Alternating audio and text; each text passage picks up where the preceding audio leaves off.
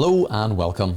I'm Andrew Goodman, and in this channel I do creative work on the iPad. In this video we're going to be looking at Photoshop on the iPad, my review of it, what I think of it, and more importantly, should you buy it and start using it? Let's find out. I've been using Photoshop on the desktop for over 20 years and I love it. It's the industry standard, and to be honest, there's not many bad things I can say about it. So when Adobe announced in 2019 that Photoshop was coming to the iPad, myself and a lot of people were very excited. In fact, this is one of the reasons I decided it was about time for me to finally purchase an iPad Pro. The initial reviews of the iPad version weren't very good at all.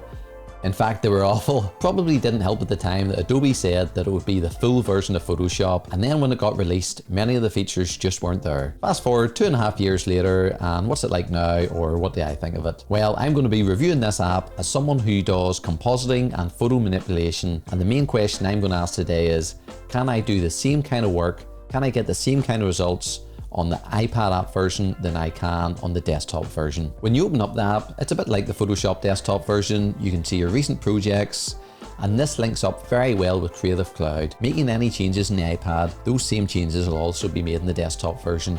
This is excellent and really streamlined. When you click into a project, the layout is very nice and it's well designed, and you can jump straight into the app without too much hassle and without too much of a learning curve. So up to now, this all seems good, but the question is, can I do compositing and photo manipulation with this app? Currently, I can't. I would actually go as far as saying that for the work that I do, this app is more or less unusable.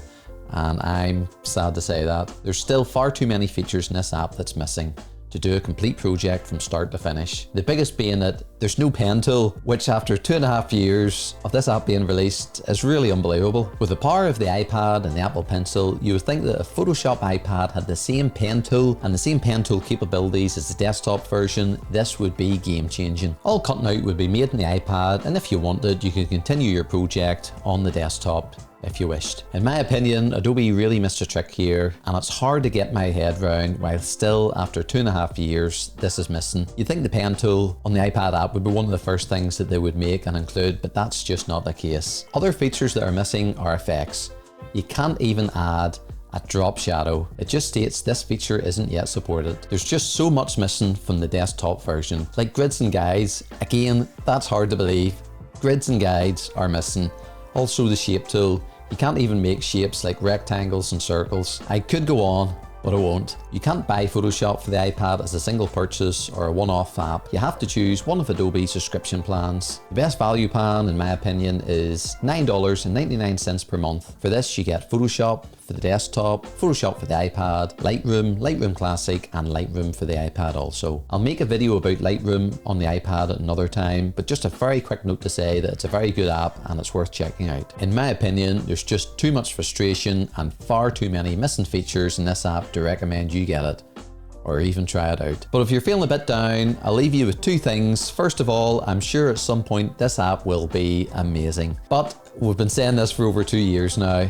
But one day, I believe that this Photoshop app will be brilliant. Secondly, after being disappointed by Photoshop on the iPad, I decided to research other apps to see if there was another app that would do the kind of work I wanted to. And thankfully there is. And if you've been watching my channel, there's no surprise to know that it's Affinity Photo. 2 years ago, I started using Affinity Photo on the iPad, and here's some of the results I'm able to achieve with it. All completely made on the iPad from start to finish. If you want to see my review on Affinity Photo for the iPad, please click this link. Currently, I'm in the middle of a training series showing you how to use this amazing app from the ground up, so please check that out too if you're interested. So there you have it. Please like this video if you found it useful. Please subscribe if you'd like to learn more about Affinity Photo and other creative apps on the iPad. Feel free to comment below on your opinions on Photoshop for the iPad, or what you think of Affinity Photo, or if there's any other apps that you think I should look into. I'd be looking forward to reading those comments. Thanks so much for watching.